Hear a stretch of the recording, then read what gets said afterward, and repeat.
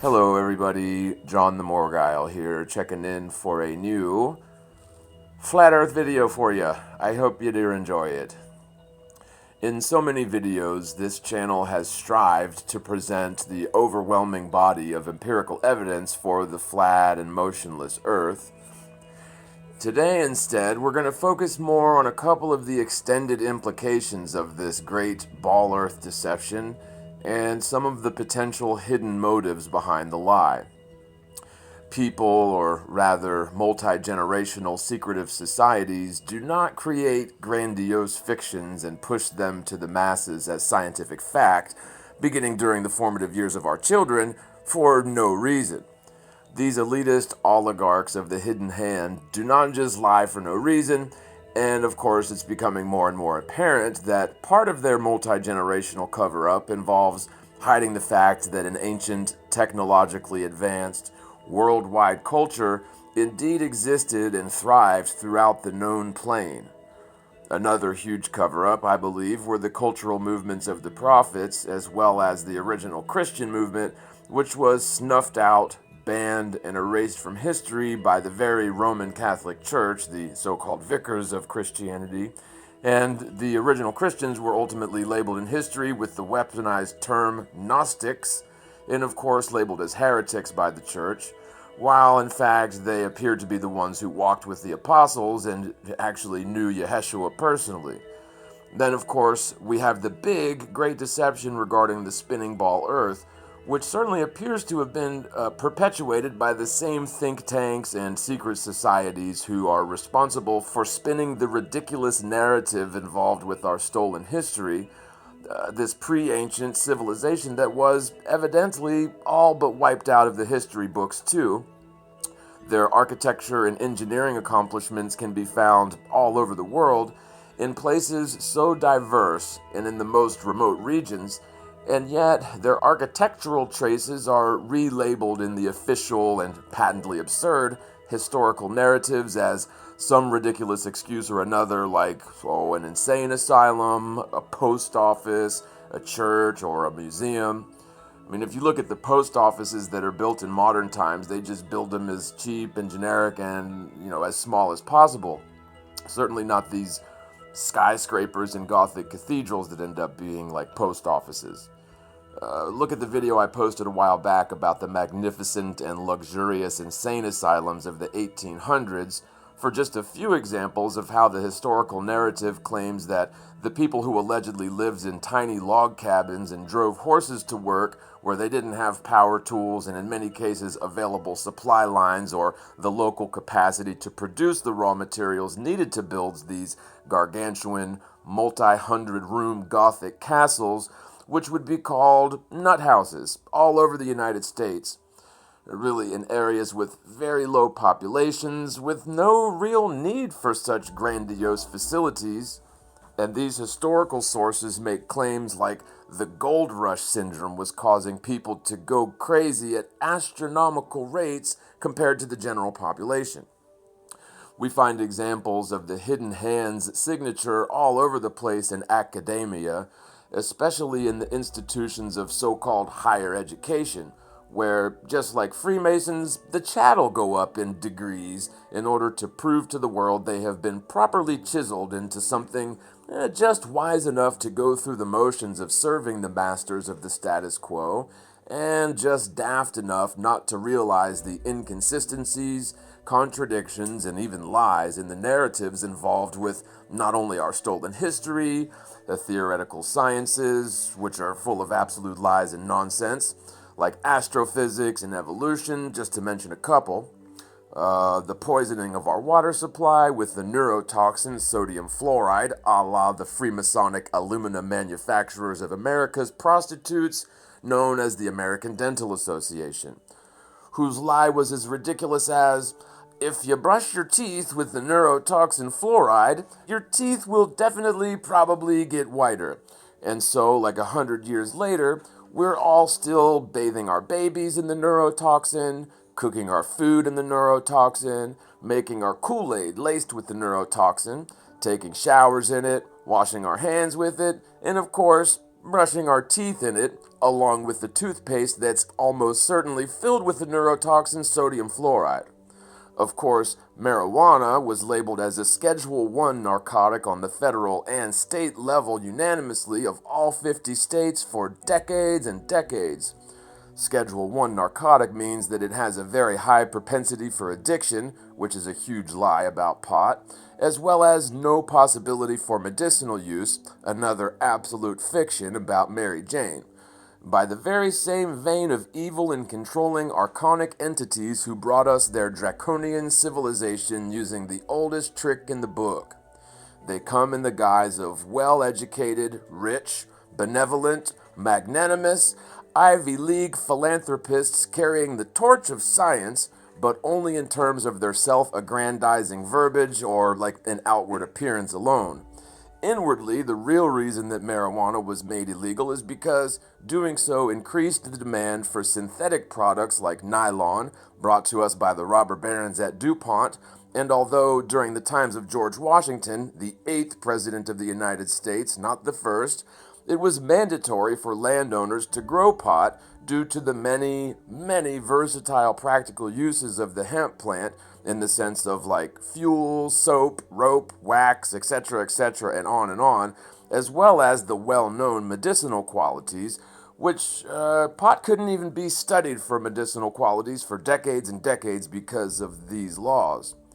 Isn't it ironic, though, that the neurotoxin sodium fluoride could become, well, mandatory and ubiquitous in our water supplies, while at the very same time people were going to jail for possessing or attempting to distribute pot, a green plant that grows out of the ground and gives seed from its own kind, a gift from the Creator, for which we have receptors naturally in our body.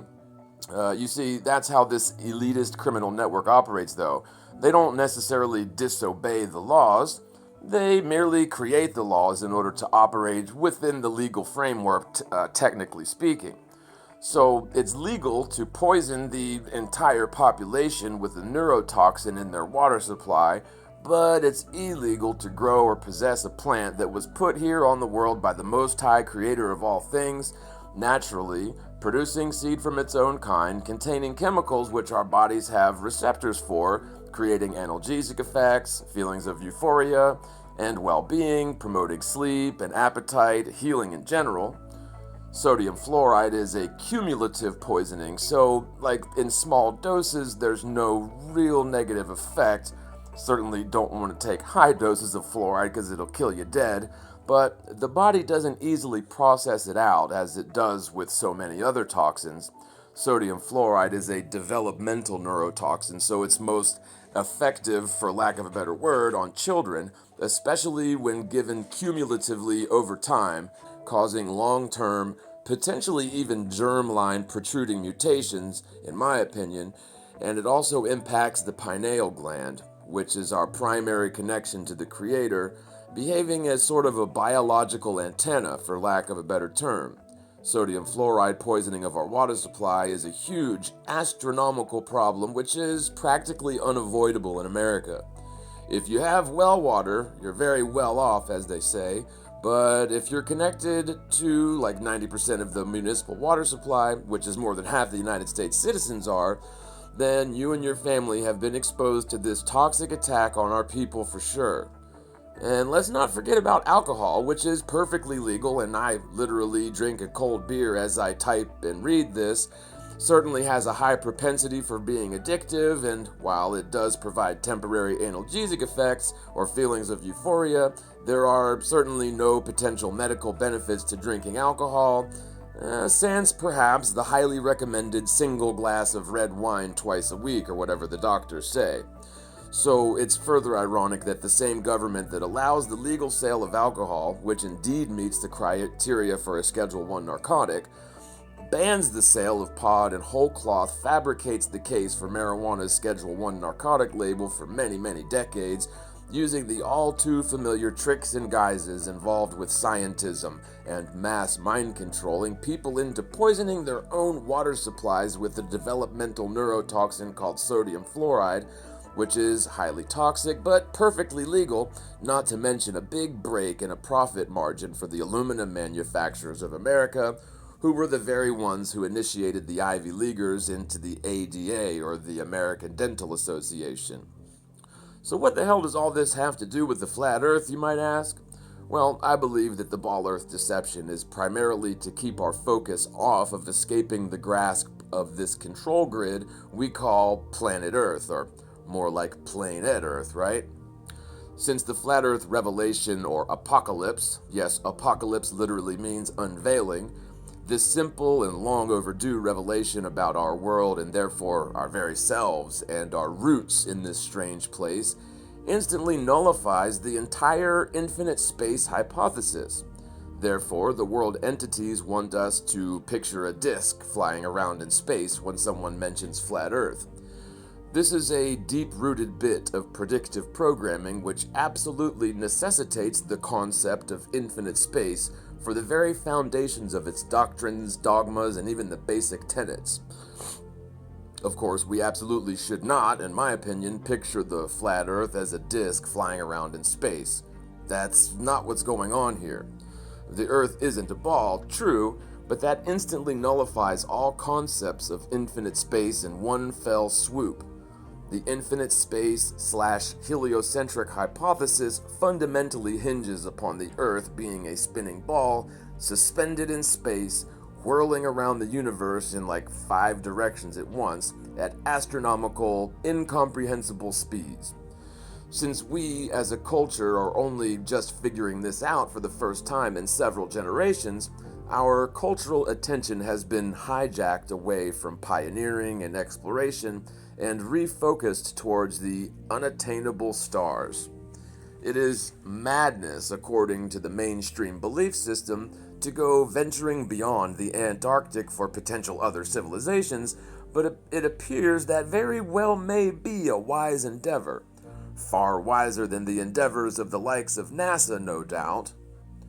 One thing about this conglomerate of fuckheads responsible for spinning such yarns of deception as described a moment ago is that, while they are indeed crafty, cunning, ruthless, and in many ways genius, and familiar with methods to control large groups of people, they are at the same time, well, quite sloppy. Maybe sloppy isn't the right word, as anyone who's told a fib knows that if someone starts questioning the logistics of the fib you might have told, it becomes more and more difficult to align your lie to reality, as other adjacent or peripheral facts simply do not line up to a fiction. So in that respect, they're not necessarily sloppy per se. The simple fact that they've been lying their asses off about everything cannot stand in the light of free-thinking people applying rational discernment and skepticism towards their ivory towers of perpetual correctness. Let's face it, once you actually begin to scrutinize their claims, and really empires of science, history, medicine, etc., their entire system is like a house of cards, quite the flimsy facade indeed. Once one is caught in a lie, they can possibly tell 1 or 2 more lies to cover for the initial fib if someone comes around asking, but if the people on the other end of the bullshit stick actually take a whiff and check behind the peripheral lies, the original fibber now has to tell like 2 or 3 more lies to cover those bases, at which point it becomes fairly well established that they were fibbing about the original point to begin with. So you don't call that person sloppy, you just call them a liar. If we're being honest with ourselves, on a scale of sloppy to diabolical criminal mastermind, they're about, Dr. Evil. Gentlemen, my name is Dr. Evil. In a little while, you'll notice that the Kreplakistani warhead has gone missing. If you want it back, you're going to have to pay me $1 million.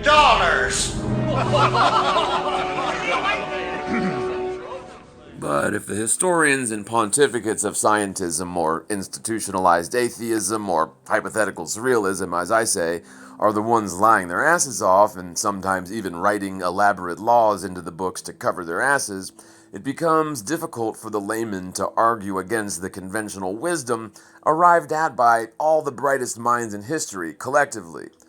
However, if all the brightest minds in history have their heads so far up their asses, the little lump in their throat is their fucking nose, believing wholeheartedly that they were evolved from Campbell's primordial soup into amoebas, then into fishes, and then salamanders, and then mouses, then to apes, and of course they are sitting at the pinnacle of evolution, intellectual and technological prowess, stuck to the side of a spinning sphere in space, pressured by the status quo to color within the predefined lines set before them by their forebears in scientism, their lies still do not align with observable reality, just as all lies, when inspected diligently, fall apart like so many one-eyed jacks and suicidal kings. When it comes to the flat earth deception, its particular loose ends and its unforeseen implications, a good place to start begins in Antarctica. We're not actually going there physically, but we're talking mainly about the Antarctica Treaty. In 1959, the world superpowers established the Antarctica Treaty, which on the surface appears to be for benign, magnanimous, and just lovey-dovey purposes, but with a little digging it seems to be yet another instance of these archons in high places implementing measures of control and deception upon the public at large. By the way, when I say these archons or even they, check out my video, Who Are They?, for a bit of background on that. If you're not familiar with U.S. Admiral Richard Byrd, he was a highly decorated Rear Admiral, a Freemason who served during both World War I and World War II. During the time when Byrd was coming up, of course, pretty much everyone who was anyone was a Freemason.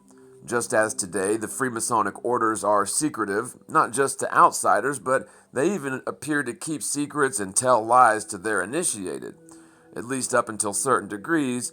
So just the fact that this historical figure or the other was a Freemason doesn't really prove anything to me one way or the other. It was simply the way people came up back then, and while it is pretty weird if you ask me, all their rituals, the unfair advantages to natural competition in the labor markets and in the business sectors, the long-time banning of minorities and women from their orders.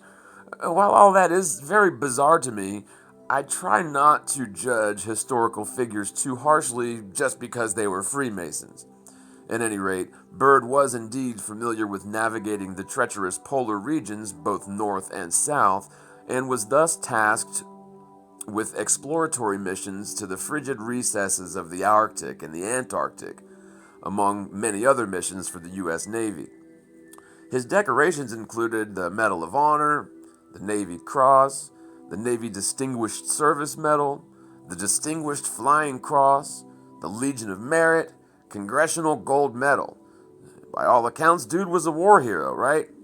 Now, during Operation High Jump in 1946, Byrd and his massive fleet confirmed under no uncertain terms that the Antarctic region was rich in practically all kinds of non-renewable resources, including coal, gold, oil, and all the rest of the valuable commodities so sought after by the world powers. Not only that, but in his personal diaries, Byrd alluded to all sorts of wild and unforeseen elements of the Antarctic region. However, the military appears to have given him a gag order, leaving us with a bit of a mystery and sparse hints alluding to some rather fantastical claims in the Deep South. Claims of an entire advanced civilization, unknown to our general public, and more. There's a great deal of controversy around what Byrd actually encountered during his Antarctic expeditions. His personal diaries are alleged to hold some very important and secret information, and apparently his son, Byrd Jr., had possession of, or at least knowledge of, the contents of Byrd's diaries. And of course, his son was found dead in a warehouse under mysterious conditions many years later. In any case, it seemed obvious to the admiral that after his excursions to the far south in the late 1940s, that the Antarctic region would be highly sought after territory by the world governments and corporations in the business of mining or oil explorations, etc. It really should have been a no-brainer for the professional capitalists of the world to, well, rape paradise and put up a parking lot all over the place in Antarctica for numerous practical and profitable reasons. A completely unoccupied virgin area full of natural and valuable resources just ripe for the picking, with no natural inhabitants, no wildlife to speak of. Hell, even most of the fish in the world stay the hell out of the Antarctic. You don't even see polar bears there, let alone hostile natives or not even bleeding heart liberals or anything. Not even crickets. But a practically limitless supply of natural resources just sitting there, waiting to be tapped. Instead of taking advantage of the vast, untapped resources of the Antarctic, the world powers instead set up measures to keep everyone out of the Antarctic. Well, not everyone, as the U.S. military and other international interests set up permanent bases just all over the place in the Antarctic. But the average Joe, or even the average multinational corporation, or like the average Afghani warlord, per se, cannot set up camp in the Antarctic for exploratory or pragmatic business purposes. Hell, they can't even get close, legally speaking, according to the Antarctic Treaty. So instead of tapping the vast and virgin resources of the Antarctic, the world has endured various oil and energy crises, oil spills in our local waters, purchasing such resources from our alleged enemies overseas, etc., etc. The whole time, many solutions to shortages in resources could have been stemmed or totally solved by simply opening up the Antarctic for business. Allegedly, Byrd left behind diaries, supposedly describing this advanced civilization in the far south, a civilization with high technology which has been completely unacknowledged by our civilization. Byrd's claims are certainly reminiscent of the account of the Iron Republic. I've got an audiobook for that on this channel from the early 1900s as a serial installment to the Florida magazine. Now, although I find the remnants of Byrd's alleged diaries hard to trust as a source, that is beyond the scope of this video, and the main point I'm getting at with the Antarctic is that regardless of your opinions of Byrd, or your opinions of me, or your opinions of anything, the obvious course of free enterprising, manifest destiny-loving, all-American capitalists was stemmed by the world governments who've been cock-blocking the Antarctic since the 1950s. So what am I getting at here? Well, let's just say this. It really doesn't affect one's day-to-day life whether the world is a spinning sphere or a stationary plane. On the other hand, the powers which ought not be have deemed it necessary to set up a campaign to dupe the world into believing in the spinning ball Earth for some reason, and they definitely don't want us all poking around the Antarctic at all, for any reason ever, other than perhaps for the pre-approved and sanctioned guided tours. There has to be a motive for such steps to be taken by so many world governments who originally set up the Antarctic Treaty, which is kind of bizarre in and of itself, isn't it? So many various world superpowers who can't seem to agree on anything ever, all seem to agree unanimously that the Antarctic Treaty is worth keeping around perpetually, keeping us all the hell out of the Antarctic. Right, well, beyond some of the subjects I touched on in the video Earth Not a Globe 3, The Motive, I'll put a link in a card here, let's look into some other potential motives for this great deception. Based on the accounts of Byrd and other accounts as found in the Iron Republic tale, it appears that there may actually be more land beyond the furthest recesses of our immediate realm. It appears that perhaps there are other realms completely unknown to our modern society at large. And not just other realms, other advanced civilizations, purposefully stolen from our collective intellectual coffers of history, hidden from us by the most ridiculous of narratives, a la the Magnificent insane asylums of the 1800s. According to the account in the Iron Republic, the civilization that emerged in that particular realm beyond the south was basically an offshoot of the Europeans during the colonization period in America. In a nutshell, a particular fleet of these pilgrims, long before the account was told of the Iron Republic in the early 1900s, they had found themselves way off course during their trip across the Atlantic to the so-called New World, America, and wound up braving the far southern seas of the Antarctic to an inlet beyond the far south, which opens up, apparently, during certain times of the year, allowing passage beyond the Antarctic into an entirely different realm outside of our known world maps. The society described in the Iron Republic is fascinating and seems to be somewhat corroborated by the unpublished and shunned claims made by Admiral Byrd after his flight beyond the South Pole for the military. The accounts of U.S. Admiral Byrd echo the accounts of E.W. Barrington in the Iron Republic, accounts, again, of an entire civilization with highly advanced technologies that was discovered in the late 1800s and reported in Florida Magazine. Of course, both the Iron Republic story and Admiral Byrd's claims have been hidden, demonized, scoffed at, and ridiculed by the mainstream.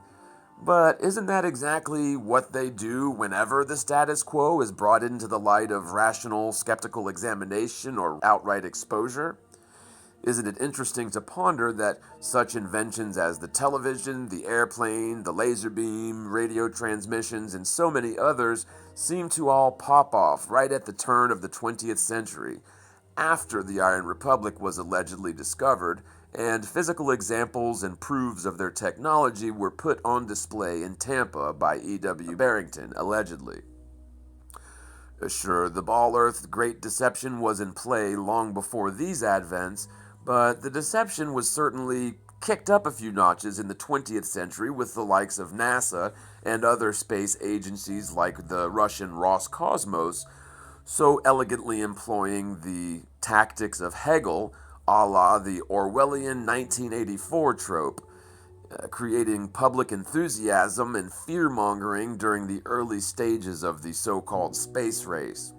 Enthusiasm directed towards the sky, where no potential destinations or exploration could possibly take place. The American media piped up about the Russian satellites flying overhead for a few alleged orbits, causing mass hysteria, where the public demanded stepping up our space program to catch up with the Russians spying on us from space. Let's not forget the U.S. military was using arrays of high-altitude weather balloons to achieve the very same ends supposedly met by satellites long before there ever was such a thing as a space program. GPS, long-range comms, things like Wi-Fi are all accomplished by arrays of high-altitude balloons, making satellites completely unnecessary, irrelevant, and wasteful, even if the Earth was a spinning ball supporting things like geostationary orbit, but it's not. It's not a ball at all. So the American public gladly pays NASA over $20 billion every year to this very day due to these sorts of antics, not to mention the predictive programming involved with the sci-fi genre. Beyond all that, what are they hiding though? The base of a dome somewhere south of the Antarctic?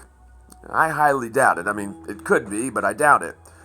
Or possibly are they hiding unimaginably vast expanses of new and unexplored territories, or more exciting still, highly advanced civilizations just beyond our known realm?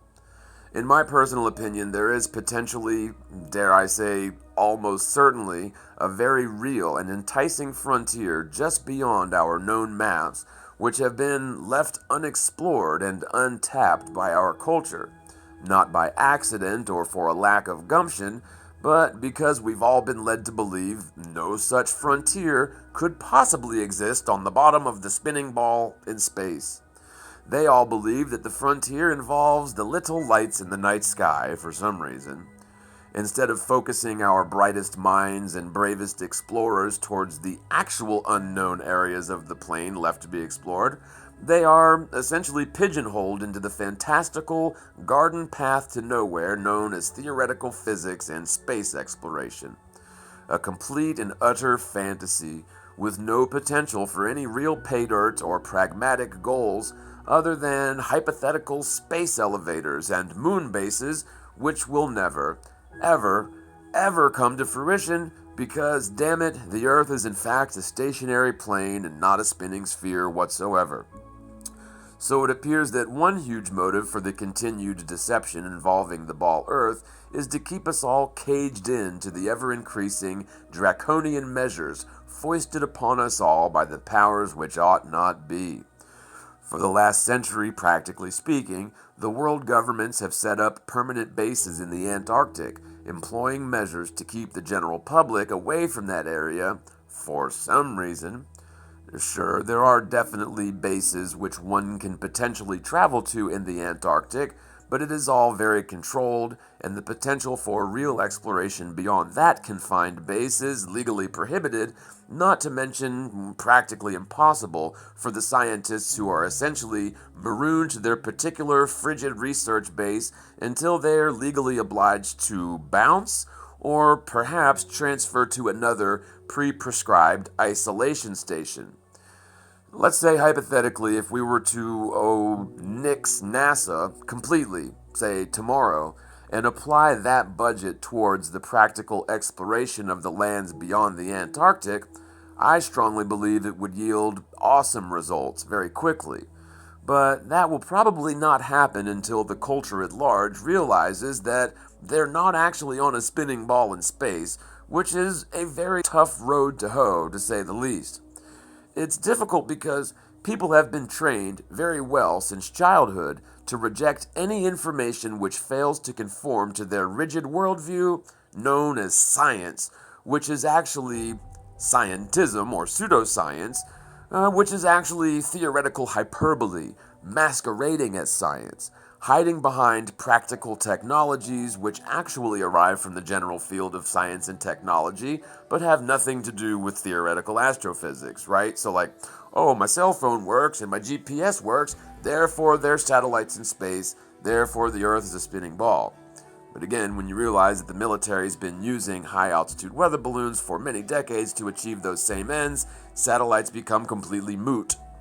And let's not forget the futures markets, of course. The capitalists who run the show in our inverted fascist society depend on the scarcity, perceived or otherwise, they depend on the scarcity of resources in order to keep prices high. Let's face it, if the markets were suddenly flooded with an endless supply of coal, crude oil, gold, silver, diamonds, and etc., which the Antarctic certainly would yield, it would wreak havoc upon the profit margins of our hidden-handed rulers who will murder, lie, cheat, steal, and really shake the very world if possible in order to juice a few more cents per ounce out of the chattel who blindly inhabit this world as practical NPCs as far as they're concerned. These people, and I use the term people very loosely, would rather not have such an influx of resources into the markets, as it would mean unwanted competition and slashed profits due to the natural balance of supply and demand setting the prices of commodities. The Ball Earth deception is the perfect means to the end of locking us all down into the known and relatively controllable realm in order to maintain the status quo, create the illusion of scarcity, where we're all subservient and dependent upon their insidious system of control just to survive. This is but one major motivating factor, which leads me to believe, wholeheartedly, that there is in fact more to this planar world than we've been led to believe. But what about the Creator? The Ball Earth theory and other ridiculous phantoms of scientism like the theory of evolution were clearly inserted into the cultural milieu in order to dampen our connection to the Creator of all things.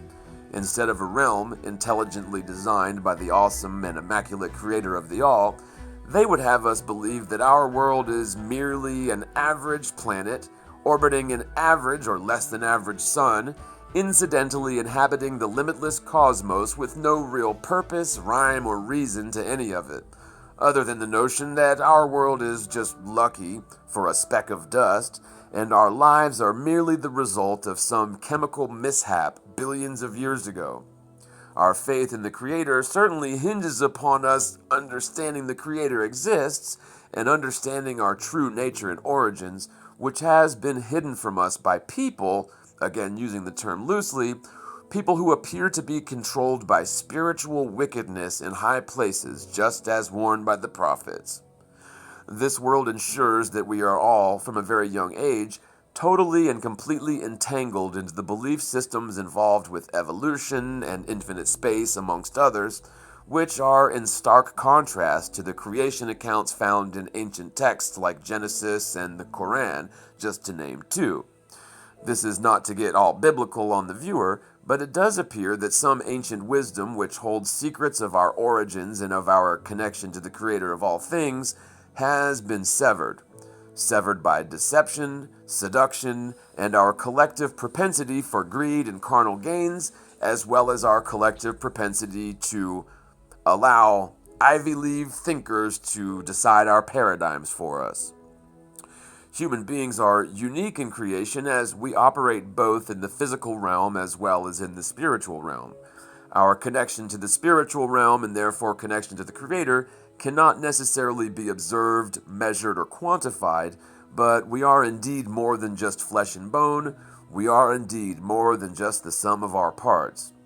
Many argue that our connection to the Most High Creator and to the spirit realm has been cut off by the calcification of our pineal gland, primarily by the poisoning of our water supply by that neurotoxin, sodium fluoride, again found in over 90% of U.S. municipal water supplies.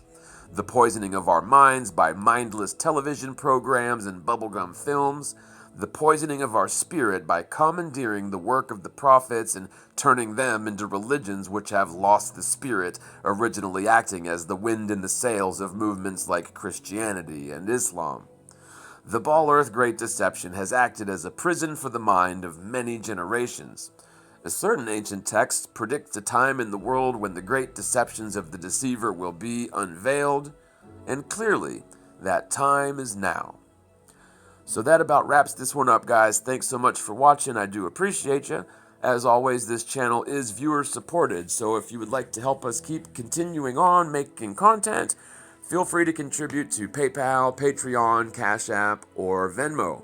The keyword on all those is theMorgile, so like paypal.me/theMorgile, venmo.com/theMorgile, cash.app, $theMorgile, and patreon.com/theMorgile for monthly recurring contributions.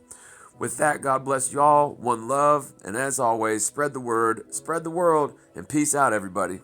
One love.